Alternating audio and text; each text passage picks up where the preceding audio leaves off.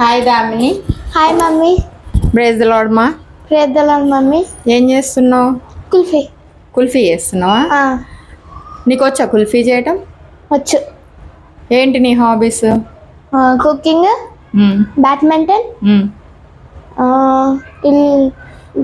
Washing dishes. Okay. Cooking అంటే ఏమేం చేసినావు నువ్వు ఇప్పటివరకు?